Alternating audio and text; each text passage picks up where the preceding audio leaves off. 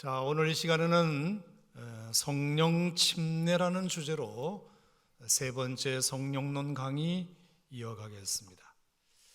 자, 지난주에는 성령의 내주하심이 얼마나 큰 은혜였는지에 대하여 나눴는데요.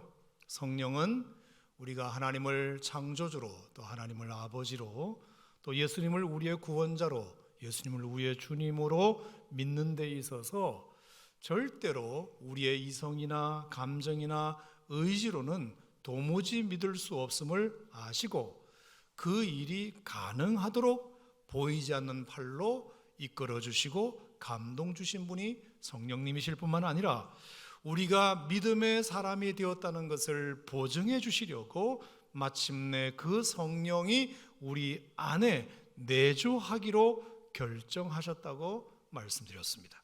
다 기억하시지요? 자, 이로써 우리는 그 어느 누구도 아니라 할 수 없는 명실공히 그리스도인이 되었고 그 무엇도 해할 수 없는 영적 권세를 가진 영적 존재가 되었고 어떤 상황에서도 은혜를 잊지 않는 감사를 아는 자가 되었다. 지난주에 그렇게 말씀드렸습니다. 조금이라도 기억나시는 분은 고개를 끄덕끄덕 해보시기 바랍니다. 좋습니다. 자, 그러니 여러분, 이 은혜가 이미 예수 믿는 사람들에게 주어졌다는 사실을 꼭 믿으시기를 바랍니다. 여러분, 우리가 앞으로 되어질 은혜를 구하는 것도 좀 필요하지만 이미 되어진 일을 믿는 것도 너무 중요합니다.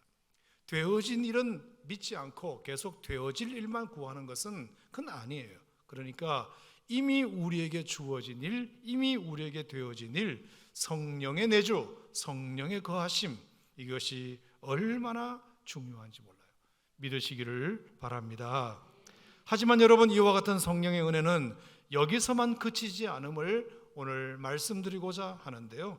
그것은 예수 믿는 사람들에게는 성령으로 침례를 베풀어 주신다는 것을 꼭 말씀드리고 싶습니다. 침례는 여러분 잘 아시는 대로 죄인된 인간이 예수 그리스도를 믿고 그분과 함께 옛사람이 죽고 장사되고 부활하여 새 사람 되었다는 것을 물에 들어가고 나옴을 통해서 나타내는 거잖아요. 모든 사람들에게 그 침례 의식을 통해서 내가 예수 믿는 사람들을 표시하는 것입니다. 그것이 물로 받는 침례예요. 자, 그러면 성령 침례는 뭘까요? 한 그리스도인을 이제는 물이 아닌 성령이 잠그시고 성령이 품으시는 것을 의미하는 것입니다. 굳이 비교하자면 성령 내주는 내가 성령을 품는 것이고 성령 침례는 성령께서 나를 품으시는 일이 되는 것입니다. 성령 내주는 성령이 내 안에 들어오시는 것이고 성령 침례는 내가 성령 안에 거하는 일이 되는 것이죠. 바로 이 일이 이 세상 모든 예수 믿는 사람들에게 동시에 일어났다는 것인데요. 여러분, 이 또한 믿으시기를 바랍니다. 이렇게 성령이 우리를 잠그신다, 성령이 우리를 덮어주신다, 성령이 우리를 품어주신다. 여러분, 놀랍지 않습니까? 황홀하지 않습니까? 감사하지 않습니까? 가슴 떨리지 않습니까? 눈물 나지 않습니까? 성령이 우리를 품으신다. 여러분, 왜 굳이 성령은 이렇게 모든 믿는 자들에게 이런 이중장치를 하시려는 걸까요? 우리 안에 성령님이 계시면 되지 왜 당신 안에도 우리를 굳이 두시려고 하시는 걸까요? 여러분, 여기에는 놀라운 비밀이 있는데요. 첫째는 그래야 그것이 온전한 사랑이기 때문입니다. 온전한 사랑이기 때문이에요. 자, 여러분 생각해 보세요. 이건 너무나 자명한 일인데요. 자, 어떤 청춘 남자에게 사랑이 시작되었습니다. 사랑이 시작되었어요. 여러분, 청춘 시절을 한번 잠깐 생각해 보세요. 자, 어떤 남자에게 사랑이 시작되었다고 칩시다. 그러면 그 순간부터 한 여인은 그 남자의 마음에 들어가게 되죠. 사랑한다는 것은 그 여자가 내 마음에 들어온다는 뜻이잖아요. 내주한다는 거잖아요. 그러므로 그는 그녀를 사랑함으로 그 안에 영접해요. 그 여인을 영접하는 거예요. 그러니 그때부터는 하루 종일 자나 깨나 앉아나 서나 비가 오나 눈이 오나 그녀 생각만 하고 보고 싶어 하고 그녀 생각만 하면 힘이 솟고 괜히 웃음도 나고 그녀가 했던 말들 모두가 새록새록 생각나고 표정도 생각나고 옷 입은 것도 생각나고 머리 모양도 생각나고 한 행동도 모조리 생각나고. 뭘 안 해본 것처럼 멀뚱멀뚱 있지 마시고 좀 기억을 되살려. 완전히 까먹어서 하나도 안 남았지만 그래도 기억을 되살려서 한번 생각해 보세요. 하여간 그럴 때가 여러분들이 분명히 있었을 거예요. 그녀의 존재가 내 안에 살아 역사하는 거죠.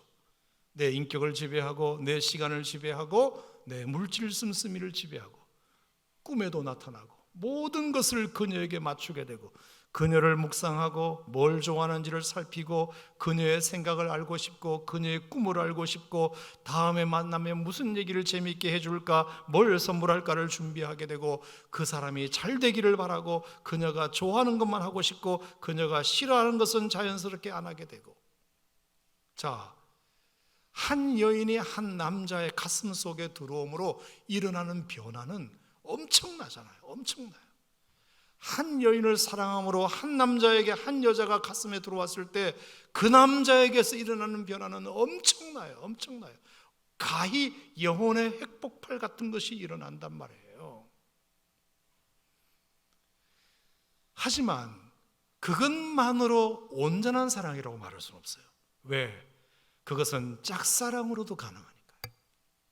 그 여자는 나한테 아무 관심도 없는데 내가 괜히 그렇게 흥분해가지고 내 인격을 그 여자가 지배하고 그 여자가 내 마음속에 온전히 들어오는 것, 짝사랑으로도 가능하니까요.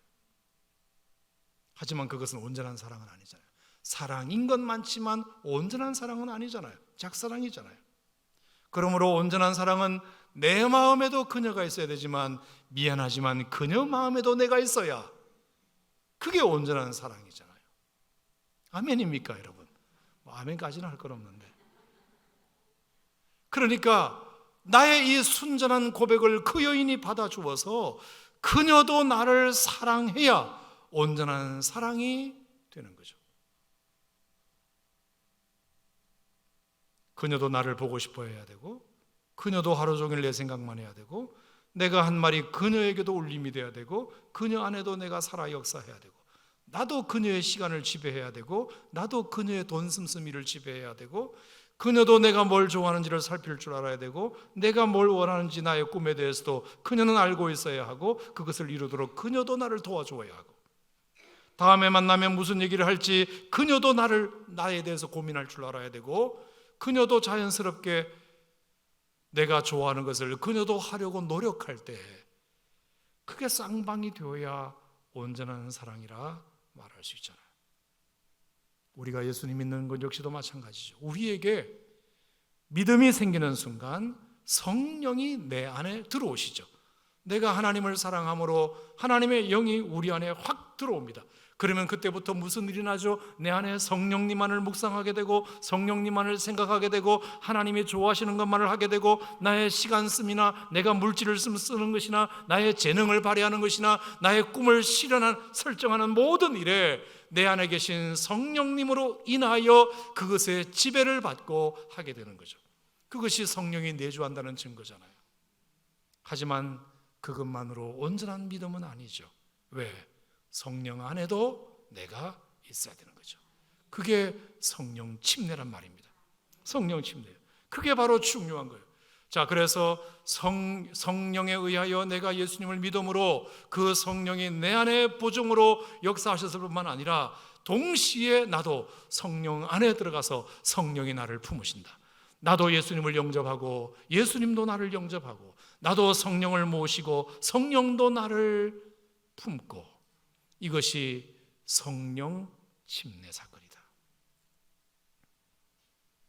여러분 이 사실을 가장 멋지게 잘 표현하는 곳이 어딘 줄 아세요? 오늘 읽으신 요한일서 4장이에요. 자, 다시 한번 보세요.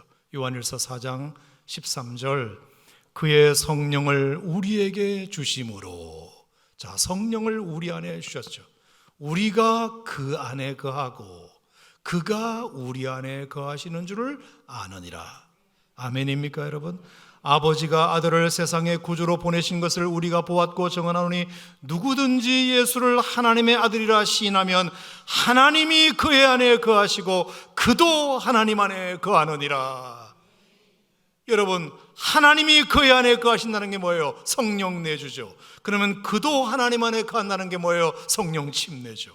16절, 하나님이 우리를 사랑하시는 사랑을 우리가 알고 믿었노니 하나님은 사랑이시라. 사랑 안에 거하는 자는 하나님 안에 거하고 하나님도 그의 안에 거하시느니라. 여러분, 이게 뭐다? 온전한 사랑이다. 이게 온전한 믿음이다. 온전한 믿음이다. 황홀하지 않습니까? 놀랍지 않습니까? 감사하지 않습니까? 너무 기가 막힌 것 아닙니까? 우리로서야 그 귀한 성령님을 내 마음속에 모신다는 것은 너무나 황홀한 이야기지만 성령님이 나를 품으신다는 것은 이거는 더 황홀한 얘기예요. 여러분도 입맛이 까다로우시거나 민감하신 분들은 조금 이렇게 냉장고 오래된 음식이나 이런 것들을 딱 맡아보고 아무리 냉장고에 있어도 이게 약간 맛이 갔다 그러면 그냥 버리시잖아요. 이거는 아까워도 버리잖아요. 왜? 그걸 괜히 품었다가 그걸 괜히 먹었다가 배탈이 나고 설사가 나면 내가 손해이기 때문이죠. 그래서 건강한 음식을 먹으려고 하잖아요. 여러분, 성령님은 우리보다 훨씬 더 까다로우신 분이신데, 훨씬 더 거룩하신 분이신데 죄인된 우리를 뭘 믿고 품으시겠다는 건지 여러분 생각해 보면 얼마나 황홀하고 감사한 일인지 몰라요. 여러분, 왜 그렇게 하신다고 말씀드렸죠? 그게 온전한 사랑이기 때문이죠. 자, 그래서 제가 17절은 일부러 안 읽었는데, 자, 17절 보세요. 자, 이로써 따라합시다. 이로써 사랑이 우리에게 온전히 이루어졌다. 아멘. 17절에 그렇게 되어 있어요. 이렇게 해야 사랑이 우리에게 온전히 이루어지는 것이기 때문입니다. 아멘 아닙니까 여러분? 아멘 아닙니까 여러분? 할렐루야. 그러므로 성령 침례의 은혜는 이제 너가 나를 영접했으니 나도 너를 내 안에 영접하겠다는 너무나 감동적인 선언인 것입니다. 여러분, 이 온전한 사랑의 합일 놀랍지 않습니까? 황홀하지 않습니까? 가슴 떨리지 않습니까? 눈물 나지 않습니까? 자, 그러니 여러분 어떻게 되겠습니까? 이렇게 성령이 내 안에 내주하시고 우리가 성령의 침례로 그 안에 거하게 되면, 온전한 사랑이 이루어지면 우리 안에 어떤 역사가 일어나느냐. 자, 17절, 18절 다 같이 천천히 시작. 이로써 사랑이 우리에게 온전히 이루어진 것은 우리로 심판날에 담대함을 가지게 하려 함이니 주께서 그러하심과 같이 우리도 이 세상에서 그러하니라. 사랑 안에 두려움이 없고 온전한 사랑이 두려움을 내쫓나니 두려움에는 형벌이 있음이라. 두려워하는 자는 사랑 안에서 온전히 이루지 못하였느니라. 자, 성령이 내 안에 내주하시고 우리가 성령 안에 거함으로 성령 침례를 경험하게 되면 그것이 주님과의 온전한 합일, 온전한 사랑이 이루어지는 것인데, 그로 말미암아 우리에게 주어지는 놀라운 혜택이 하나 있다. 그게 뭐냐? 두려움이 없고 두려움이 사라진다는 겁니다. 주님과 이렇게 온전 하나가 되면 두려움이 없어지고 심판날에도 담대함을 가지게 된다. 이 세상에서도 우리는 담대하게 살아갈 수 있다. 아멘입니까 여러분? 두려움이 없다. 그 무엇 앞에서도 기죽지 않는다. 절대로 우리는 담대하다.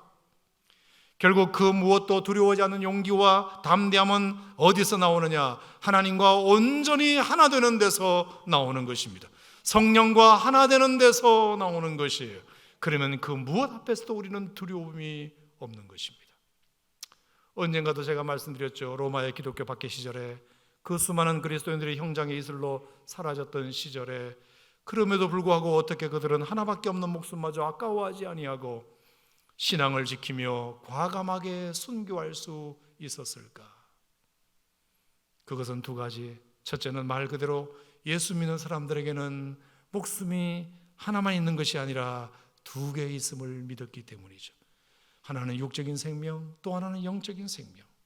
부모로부터 물려받은 유한한 생명뿐만 아니라 하나님이 주신 영원한 생명이 함께 있었다고 믿었기 때문에 마치 콩팥이 두 개니까 사랑하는 가족을 위해서 하나 떼줘도 사는데 아무 지장 없는 것처럼, 선뜻 내주는 것처럼, 예수 믿는 사람들에게는 그것 내줘도, 까짓것 육적 생명 하나 내줘도 내게는 또 하나의 생명, spiritual life, eternal life, 영적 생명과 영원한 생명이 내 안에 하나 더 있기 때문에 콩팥 두 개니까 하나 떼줘도 된다는 마음이 있는 것처럼 내 육적인 생명을 과감하게 버려도 내 안에 영원히 사는 생명이 내 안에 있다는 이 믿음이 있으니까 죽음 앞에서도 과감하게 신앙을 지키기 위해서 우리의 믿음의 선배들은 순교를 감행했던 것입니다. 저는 여러분들에게 이런 생명이 있음을 다시 한번 믿게 되시기를 바랍니다. 또 하나는 이 온전한 사랑이 주는 담대함이었다고 생각합니다. 담대함. 성령과 하나 되면 우리에게 담대함을 준다고 말씀하셨으니까요. 자, 여러분도 보신 적이 있으시잖아요. 그러니까 어떤 그림에 수많은 사람들이 운집에 있는 그 원형 경기장 한가운데에 사자의 밥이 되기 위하여 사람들이 이렇게, 그리스도인들이 이렇게 운동장 한가운데 모여 있고 마침내 굶주린 사자가 철장이 열리면서 나오는 그 모습을 이렇게 찍은 그림이 있는데 전혀 그 그리스도인들의 대열이 흩어지지 않았다. 보통 사람들 같으면 사자를 보자마자 무서워서 다 벽 쪽으로 도망가면서 최대한 늦게 죽으려고 이리저리 그냥 피해 다녔을 텐데, 그러면 그것을 본 관중들은 그 도망다니는 모습을 재밌어 하면서 열광을 하면서 술을 들이키면서 저거 봐라 즐길 텐데, 그들은 왠지 사자가 가까이 오는데도 어떻게 했다? 흩어지지 않았다. 딱 무릎을 꿇고 함께 모여 서로를 의지하며 둥글게 모여 앉았다. 그리고는 누가 시작한지도 모르는 찬송가 한 곡을 부르기 시작했다. 내 주를 가까이 하려 함은 십자가 짐 같은 고생이나 내 일생 소원은 늘 찬송하면서 주께로 나가기 원합니다. 천성에 가는 길 험하여도 생명길 되나니 은혜로다. 천사날 부르니 늘 찬송하면서 주께로 나가기 원합니다.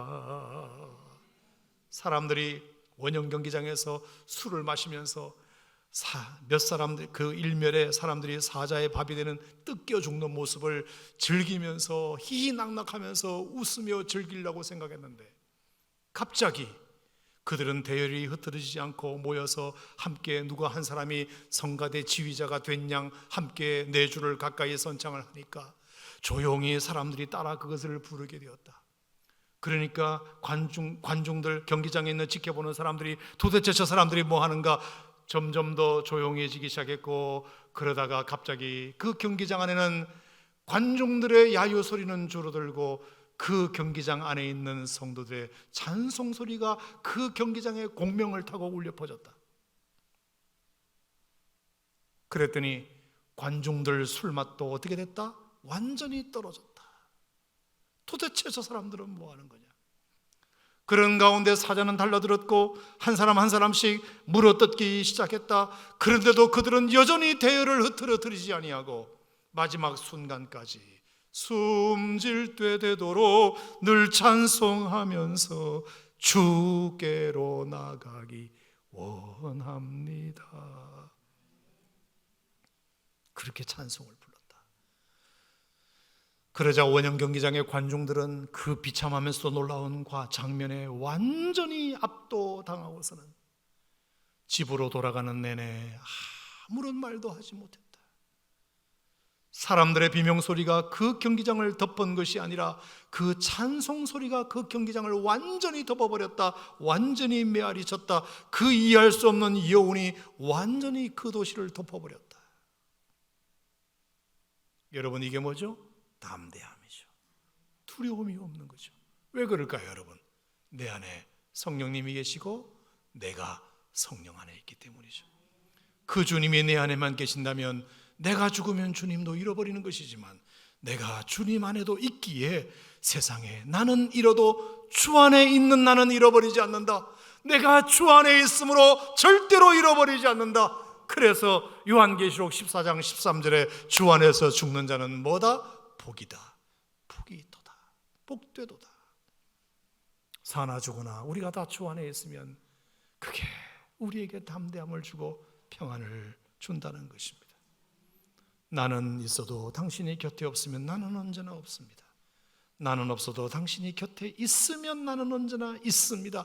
당신이 있음으로 나도 있고 당신의 노래가 머물므로 나는 부를 수 있습니다. 여러분, 이 찬송처럼 우리가 그렇게 성령으로 내주하고 우리가 성령 안에 거하는 성령 침례 사건으로 말미암아 요한일서 4장 17절 18절에 나오는 이 말씀처럼 온전한 사랑이 이루어지고 그로 인하여 우리에게는 어떤 두려움도 없어지고 담대하게 이 남은 세상을 살아가게 된다는 것입니다. 실제로 여러분, 어떤 통계가 있어요. 어떤 한 사람이 숲길을 가다가 사자를 만났답니다.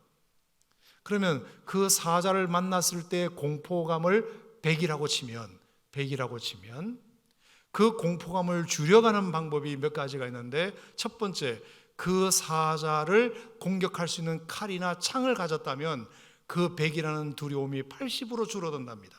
그런데 거기다가 내가 도망갈 말이라도 한 마리 있으면, 타고 도망갈 말이라도 한 마리 있으면 그 공포감이 60으로 줄어들고, 그리고 함께 의지할 만한 친구가 옆에 있으면 그게 40으로 줄어든다는 거죠. 그만큼 어떤 상황이든지 누군가와 함께 있으면 세상의 두려움도 반으로 주는 법인데, 하물며 내 안에 하나님이 계시고 하나님이 내 안에 있다면 그 두려움은 반으로 주는 것이 아니라 완전히 사라질 줄 믿습니다. 완전히 사라질 줄 믿습니다.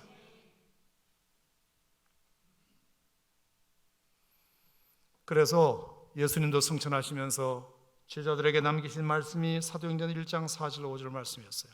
요한은 물로 침례를 베풀었거니와 너희는 이제 몇 날이 못 되어 성령으로 침례를 받으리라.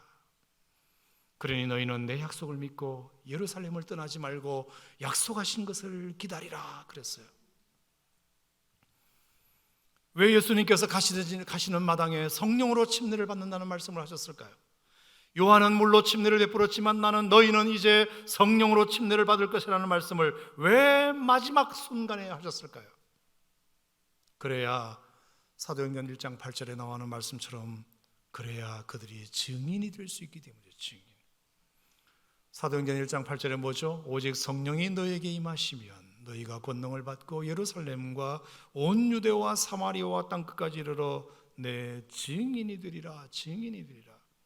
여러분, 이 증인이 헬라어로 마르투이스라는 거 아시잖아요. 이 마르투이스가 영어의 마터가 됐다는 거 아시잖아요. MARTYR. 이게 순교자라는 뜻이죠. 순교자. 그래야 너희가 나를 위해서 죽을 수도 있기 때문이다. 성령의 침례를 받아야 너희가 나를 위해서 죽을 수도 있기 때문이다. 그 말씀이죠. 여러분, 이 말씀은 예수님이 다 배경이 있어서 하시는 소리예요. 그동안 예수님을 제자들이 3년씩이나 따라다녔지만 한 가지 치명적인 안타까움을 그 제자들에게서 보셨기 때문이에요. 그들은 3년 동안 예수님을 스승 삼고 따르며 좋은 말씀도 듣고 놀라운 기적도 보았지만 결국 그들의 치명적인 약점은 담대하지를 못했던 거거든요. 죽음 앞에서 너무나 겁을 먹었잖아요. 한 비자 앞에서 예수님을 3번이나 모른다고 부인했잖아요. 예수님이 십자가에 돌아가셔야 되겠다고 말씀도 못하게 했잖아요. 절대로 그런 일은 없다 그랬잖아요. 아니, 있었어도 안 된다고 한사코 거부했잖아요. 그러니 예수님이 3년 동안 그렇게 가르쳤어도, 그렇게 보여주었어도, 그렇게 예수님이 본을 보여주었음에도 불구하고 예수님의 제자들은 그렇게 강도 높은 훈련을 받았지만 실제 그들의 삶은 하나도 달라지지 않았고 예수님이 하시고자 하시는 일도 전혀 이해하지 못했고 급기야 예수님의 십자가 죽음 앞에서 다 겁을 먹고 도망을 가버린 것입니다.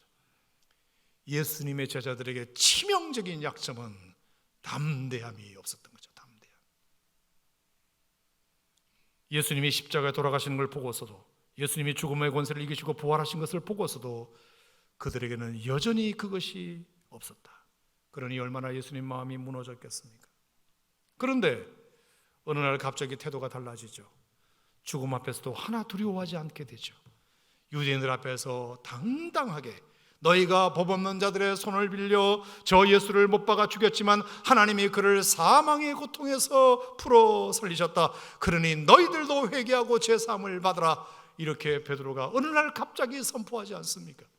다른 예수는 구원을 받을 수 없나니 천하 사람 중에 구원을 받을 만한 이름을 구원받을 만한 다른 이름을 너희에게 주신 일이 없음이라. 하나님 앞에서 너희의 말 듣는 것이 하나님의 말씀 듣는 것보다 옳은가 판단하라. 주여 이제는 그들의 위협함을 굽어보시옵고 종들로 하여금 담대히 하나님 말씀을 증거하게 해 주시옵소서. 여러분, 사도들의 기도가 바뀌잖아요. 그들의 삶이 바뀌잖아요. 그 계기가 뭐다? 예수님께서 승천하시면서 하신 말씀. 물로 요한은 침례를 베풀었지만 너희는 몇 날이 못되어 성령으로 침례를 받을 것이니 예루살렘을 떠나지 말고 약속하신 것을 기다리라. 그래서 몇 날이 못되어 그들이 마가다락방에서 120명 성도들이 모여 뜨겁게 기도할 때 성령의 충만한 침례의 역사가 그들을 완전히 덮어버리신 줄 믿으시길 바랍니다.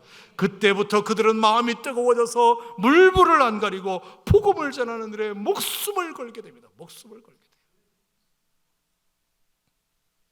그렇게 예수님을 따라다니면서 설교 듣고 배워도 아무짝에도 쓸모가 없어요. 예수님이 십자가에 온 인류의 죄를 대속해주는 장면을 보아도, 그 예수님이 다시 사흘 만에 부활하시는 장면을 보아도 여전히 목숨을 위하여 살고자 했던 그들이었건만 이제는 성령이 침례로 덮으시니까 목숨을 걸고 남은 인생 주님을 위해서 살겠다는 역사의 주인공으로 바뀌게 됩니다. 여러분, 저는 오늘 이 밤에 성령께서 여러분들을 덮으시기를 바랍니다. 성령 안에 잠그시기를 바랍니다. 성령이 품으시기를 바랍니다. 이 성령 침례의 은총을 확실히 믿는다면 여러분도 그 무엇을 만나도 담대할 줄 믿습니다. 이 은혜가 있기를 소망합니다. 이게 성령 침례예요. 성령 침례. 또 하나 성령 침례에 대하여 정말 중요한 이야기 한 가지 말씀드리겠습니다.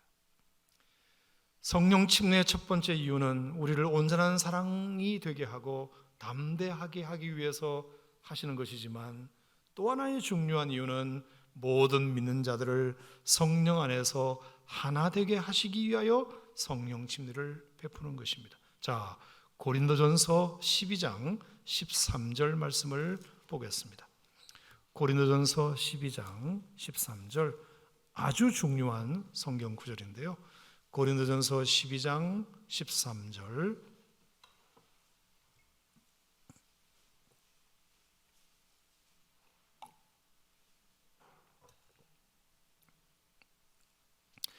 자, 고린도전서 12장 13절, 줄을 그으시고 표시하시고 다 함께 시작. 우리가 유대인이나 헬라인이나 종이나 자유인이나 다 한 성령으로 침례를 받아 한 몸이 되었고 또 다 한 성령을 마시게 하셨느니라. 자, 여기에 성령 침례 아주 중요한 두 번째 이유가 나와요. 저는 이 부분이 너무나 중요한 것에 비하여 너무나 한국교회가 간과했던 부분이라고 저는 개인적으로 생각하는데요.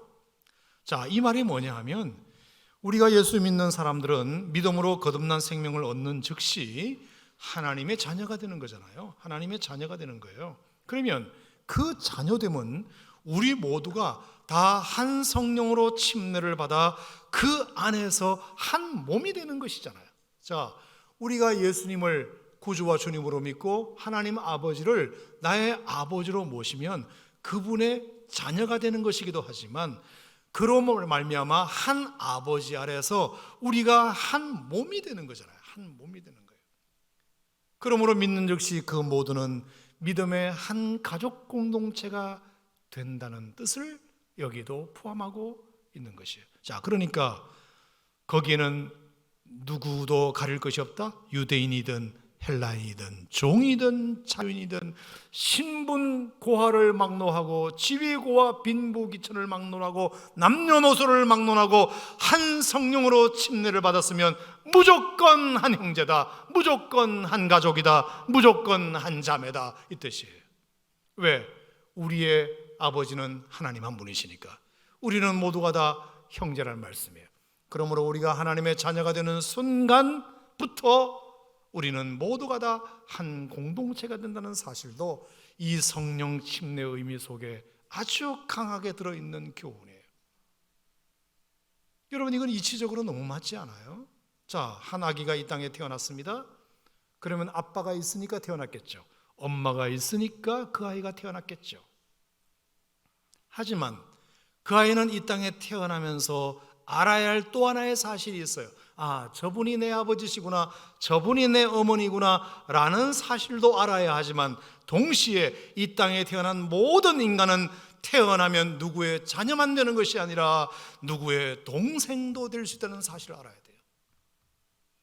누구의 언니, 누구의 오빠, 누구의 형, 누구의 누나도 될 수 있고 누구의 조카, 누구의 손자도 될 수 있어요.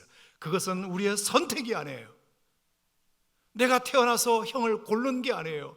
내가 동생을 고른 게 아니에요. 그냥 태어나자마자 동시에 누나가 생겨버리고 형이 생겨버리고 삼촌이 생겨버리고 외할아버지가 생겨버려요.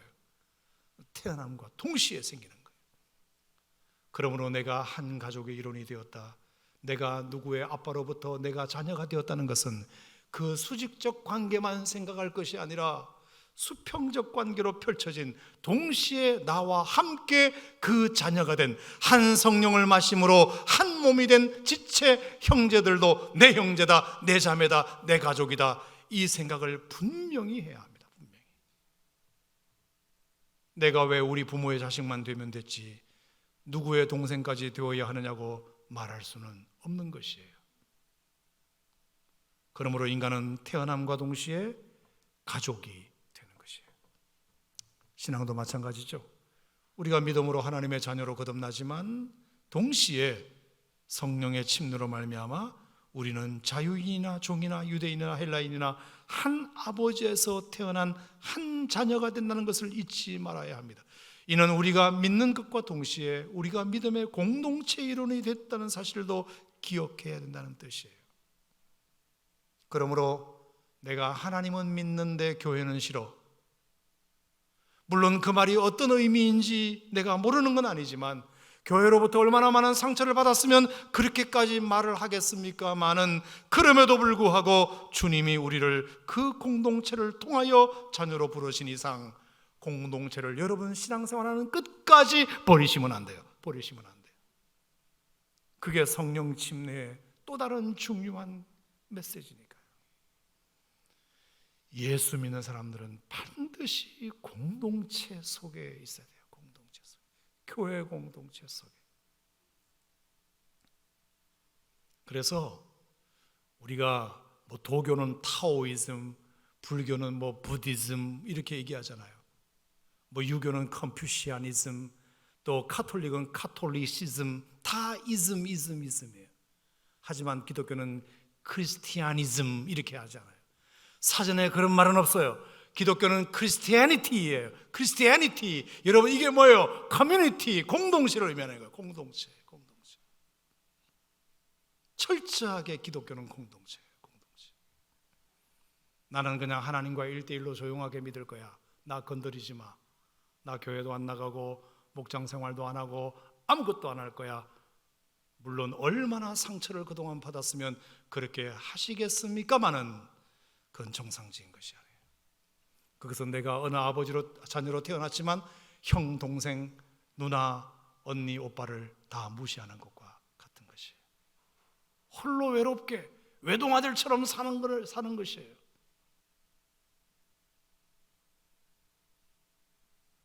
저는 사도행전 9장에서 사울이 다메섹으로 가는 길에 강렬한 빛 가운데 예수님을 만났을 때, 눈이 감겨가지고 앞을 보지 못했을 때, 그가 눈을 뜨고 새롭게 거듭나게 되었을 때, 물론 그 아나니아의 안수기도도 있었다고 생각하지만 그 누구도 믿어주지 아니고 그 누구도 영접해주지 않았을 때 선지자 아나니아가 보여주었던 그 친절한 말 한마디 덕분이라고 저는 생각해요. 사울이 다메섹으로 가다가 예수님 만나서 완전히 눈이 뒤집어지고 눈이 감겨서 앞을 보지 못하고 헤매고 있을 때, 그 집가라는 어느 집에 찾아가 아나니아가 가서 해주었던 첫 번째 말, 여러분 사도행전 9장에 보면 아나니아가 사울을 만나자마자 뭐라고 말한 줄 아십니까? 형제 사울아, 그렇게 말해요. 형제 사울아. 여러분 생각해 보세요. 아무리 주님 음성에 내가 저 사울을 이방인을 위한 그릇으로 택했다는 음성은 기도 중에 들었지만 찝찝한 것은 어쩔 수 없는 것 아닙니까? 사울을 그가 얼마나 악독한 사람이었는지, 예수 믿는 사람들을 얼마나 많이 잡아가던 사람이었는지 세상 천지가 다 아는데, 어느 날 갑자기 성령께서 아나니아에게 찾아오셔가지고는 아나니아야, 너희 동네에 집가라는 곳에 가면 사울이라는 사람이 거기 와 있을 텐데 네가 가서 안수해주고 기름을 부어서 그의 눈을 좀 벗겨주려무나 그는 나를 위하여 택한 나의 그릇이란다. 이랬을 때 아나니아 역시도 그 말씀이 도무지 믿기지를 않아, 주님 저 사울은 사람들이 말하던데요, 너무도 많은 해를 끼친 사람이라던데요, 이 다메섹에 온 것도 주님 부르는 사람들을 결박할 권한을 대제사장으로부터 받아가지고 잡으러 온 것이라는 것을 제가 들었는데요, 그런데도 그런 자에게 가서 제가 기도를 해주란 말입니까? 그런 자에게도 기도를 해주란 말입니까?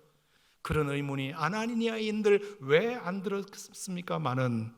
그럼에도 불구하고 그 거부할 수 없는 하나님의 뜻을 받들고 가서 그 사울을 찾아가서 해준 첫 번째 말이 형제여 아델포스, 형제 사울아, 그렇게 말해요. 여러분, 아나니아에게도 처음 보는 사람한테, 가뜩이나 예수 믿는 사람들을 핍박하고 죽이고 멸시했던 사람한테, 소문도 안 좋은 사람한테 내가 찾아와 준 것도 감지덕지인데 그 사람에게 형제라고 부르는 아나니아도 어려웠겠지만 그 얘기를 듣는 사울 입장에서 한번 생각해 보세요. 얼마나 그것이 감동적인 표현이었을까요?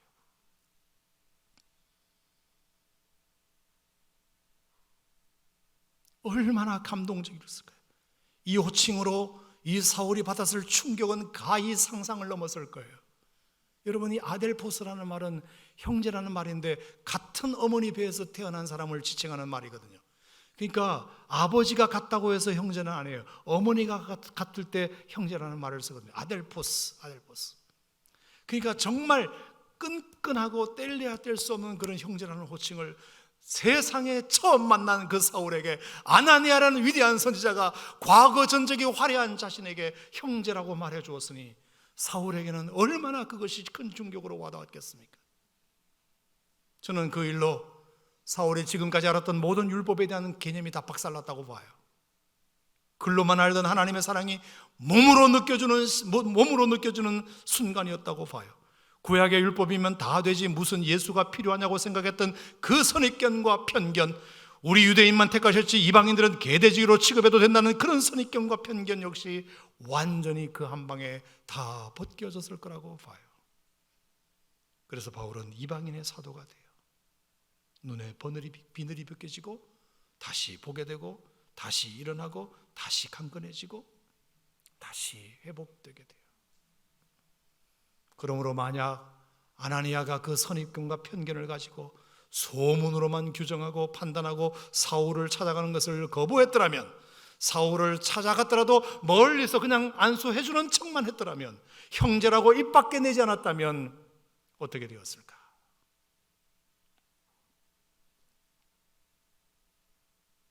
여러분, 이게 뭐죠? 하나님께서 우리에게 어떤 교훈을 주신다고 보세요. 어제까지 완전히 망나니로 살았던 사울, 여전히 100이면 99번 그를 미워하고 그에게 당한 사실이 너무나 비참한 기억을 가지고 있는 사람 사울. 그럼에도 불구하고 그가 한 성령으로 침례를 받았다면 그는 어제까지는 원수였을지라도 오늘부터는 나의 형제다, 오늘부터는 나의 형제다, 이 마음을 가지고 형제로 대했을 때 사울은 마음을 열고 예수 믿는 게 이런 거구나, 그 율법에 대한 모든 생각이 와르르 무너지면서 하나님의 사랑이 그의 가슴 속에 강렬히 들어와 이방인을 위한 그릇으로 하나님 앞에 쓰임받을 힘을 얻지 않았을까? 그뿐입니까 여러분? 바나바도 있었죠. 바나바. 사울의 갑작스러운 변화를 그 누구도 믿어주지 않는 상황에서 유일하게 바나바는 그를 믿어 변호해 줍니다. 사울, 저 사람이 옛날에는 박해자였던 사람이 맞다, 내가 그건 인정한다. 하지만 그는 예수를 다메섹으로 오는 길에서 만났다. 그래서 완전히 뒤집어졌다. 그러니 그의 고백은 모두가 진실이다. 이렇게 얼마나 최선을 다해서 바나바가 사울을 형제로 생각하고 변호해 주었는지 몰라요. 여러분, 이 또한 사울에게 얼마나 감동이 되었을까요? 아무도 나를 믿어주지 않는데 유일하게 바나바가 자신의 변화를 믿어주고 자기를 품었으니까 얼마나 바나바가 그에게는 생명의 은인과 같았을까요? 세상에 내가 뭐라고, 저런 분이 나를 믿어주시네, 나를 형제라고 해주시네. 그럼에도 사람들은 믿지 못하고 오히려 죽이려 하자 결국은 어떻게 되죠? 10년 이상을 사울은 눈앞에서 사라지게 돼요. 하지만 바나바는 10년이 지나도 그 사울을 잊어버리지 않아요. 그래서 바나바가 어느 교회에서 목회할 때, 안디옥 교회에서 목회할 때 바나바 목사님 한 분만으로도 충분히 교회가 부흥되었지만 굳이 다소로 가서 누구를 찾으러 갔다? 사울을 찾으러 가 안디옥 교회 5명의 교사 중에 들도록 사울을 초청했잖아요. 초청한 거다. 결국은 함께 선교사로 파송됨으로 말미암아 기독교 탄생 1세기 만에 유럽까지도 그 복음이 전해지게 만드는 가장 결정적인 주역의 역할을 하게 되는 것입니다. 그러니 여러분, 바울 입장에서는 얼마나 고마웠을까요? 그 아나니아가 그 밤에 찾아와서 나를 형제라고 불러준 그것, 아무도 믿어주지 않는데 바나바가 와서 끝까지 나를 믿어주었던 그것, 그 은혜에 감동하여 사울은 오늘날 여러분들이 기억하시는 바울이 된 줄 믿습니다. 물론 복음으로 변화되었겠지만, 물론 예수님이 만나주셔서 되었겠지만, 그 옆에 있는 누군가가 그를 믿어주고 형제라고 해주고 믿어주고 세워주니까 그 사람이 감동이 되어가지고, 하나님의 사랑이 이런 거라면 나도 이 사랑 전하다가 죽을래, 이 마음으로 바울은 위대한 선교사가, 위대한 전도자가 되었다고 저는 생각합니다. 그래서 고린도전서 13장 사랑장은 바울이 썼지만 누구를 생각하면서 썼다? 아마 틀림없이 아나니아나 바나바를 생각하면서 썼을 거예요. 사랑은 뭐하고? 오래 참고, 사랑은 뭐하고? 온유하며, 시기하지 아니하며, 자랑하지 아니하며, 교만하지 아니하며, 무례행하지 아니하며, 자기의 유익을 구하지 아니하며, 성내지 아니하며, 악한 것을 생각하지 아니하며, 불의를 생각하지 아니하며, 진리와 함께 기뻐하고, 모든 것을 뭐하며? 믿으며 참으며 바라며 견디느니라. 여러분, 어떻게 이 바울이 이런 위대한 사랑장을 쓸 수 있었을까요? 그런 사랑을 누군가로부터 받아봤기 때문에 썼겠죠. 그러면 누구로부터 그 사랑을 받았을까요? 틀림없이 아나니아나 아니면 바나바였을 거예요.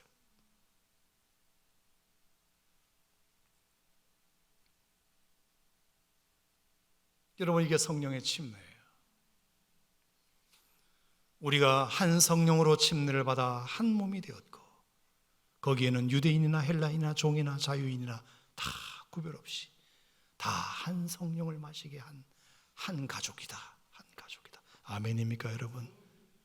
미쿡에 있는 그리스도인이나 아프리카에 있는 그리스도인이나 다 한 형제다. 그래서 우리가 선교하는 것 아닙니까? 결국 성령의 침례는 우리가 주님과의 온전한 하나됨과 온전한 사랑을 경험할 수 있도록 하신 놀라운 선물이며, 그 성령의 침례를 이 지구상의 모든 하나님의 자녀들을 한 형제 자매로 묶으심으로 속한 공동체 속에서도 온전한 사랑을 경험하도록 허락하신 놀라운 선물인 것입니다. 저는 저는 이 은혜를 여러분이 마음껏 누리시기를 축복합니다.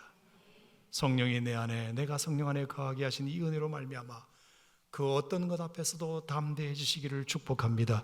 두려워하지 않기를 축복합니다.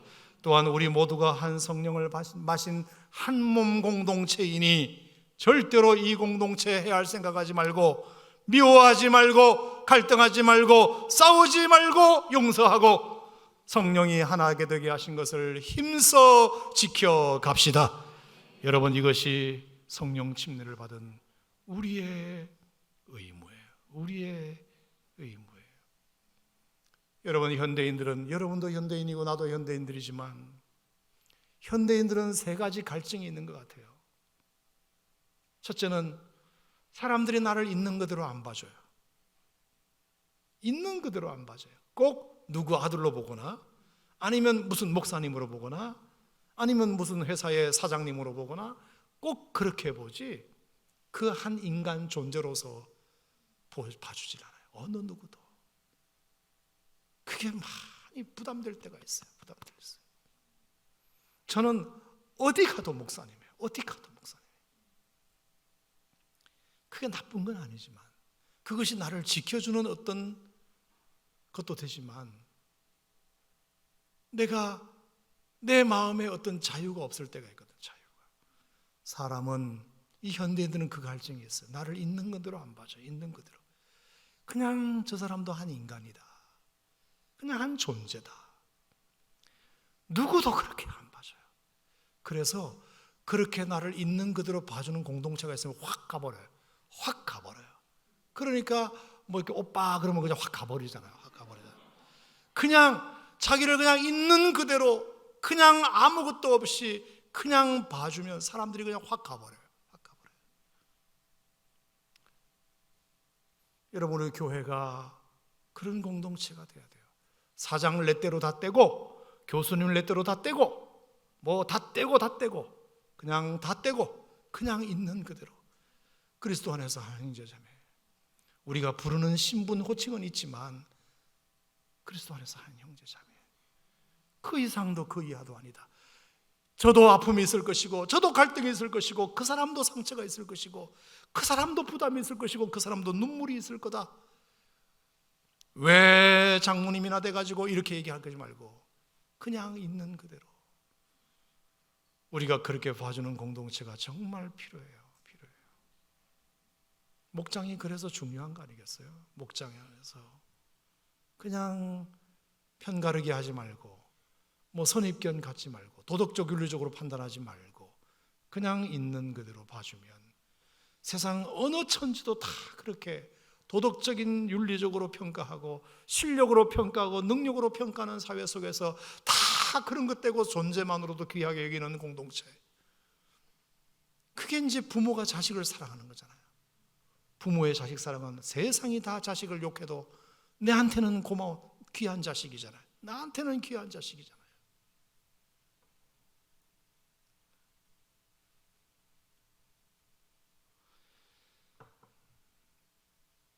엊그제 부산에 어버이날 못 가가지고 잠깐 다녀왔는데, 나는 아주 오금이 저려가지고, 저희 어머니가 제가 밥을 먹는데 우리 아들은 입술도 그렇게 예쁘대요. 오금이 저린다고 분명히 말씀드렸어요. 여러분, 어느 누구도 제 입술이 예쁘다고 생각하는 사람 한 사람도 없잖아요. 그런데 우리 어머니는 그 말을 하는 거예요. 저희 집사람 옆에서 으악 이렇게 되는 거죠. 그렇게 봐주는 공동체가 있어야 돼요. 그래야 마음을 놓잖아요. 두 번째, 우리 현대인들은 뭐에 지금 갈증이 있냐면, 내 이야기를 끝까지 들어주는 공동체가 없어요.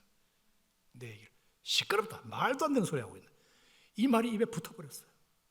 그 말이 되는 소리를 하라고. 시끄럽다고. 너무 그 말이 입에 붙어버렸어요. 저 사람이 저렇게 말하는 데는 뭔가 이유가 있겠지. 어느 누구도 내 말을 끝까지 들어주는 데가 없어요. 다 중간에 잘라버려요. 다 자르고 치고 들어와요. 알아, 뭔 말인지 알아. 됐어. 이렇게. 그러니까 미치는 거죠. 교회에서조차 그러니까 미치는 거죠. 세 번째 뭐가 목마른 줄 아세요? 나를 위해서 진정으로 기도해 주는 데가 없어요. 진심으로 기도해 주는 데가 없어요. 누가 어떤 큰일이 생기면 앞에서는 어이구 어떻게 하지만 돌아서면 잘 됐다 이렇게 생각해요. 진심으로 간절한 마음으로 기도해 주는 데가 없어요.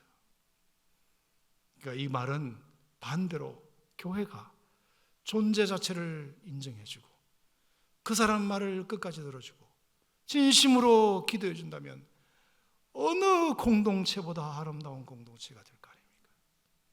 가족이 그래야 되지만 교회도 그래야 돼요. 그래야 그 관계가 성령으로 한 성령을 마신 한 성령으로 침례를 받아 한 몸이 된 거룩한 공동체인 줄 믿습니다. 오늘 이 시간 하나님 앞에 기도할 때 이 성령 침례로 인한 두 가지 기도 제목을 여러분과 같이 드릴 텐데, 하나님 제가 사랑하지 못했던 것 회개합니다. 용서해 주시고, 미워했던 것 회개합니다. 용서해 주시고, 다시 한 몸 공동체로서 서로 사랑하게 해 주십시오. 두 번째, 내가 하나님을 믿음으로 두려워했던 것, 담대하지 못했던 것 회개합니다. 두려움을 물리쳐 주시고 담대하게 하여 주시옵소서. 여러분, 이 기도가 오늘 이 밤에 하나님 앞에 간절한 기도 제목이 되기를 주의 이름으로 축원합니다. 기도합시다. 은혜로우신 하나님 아버지,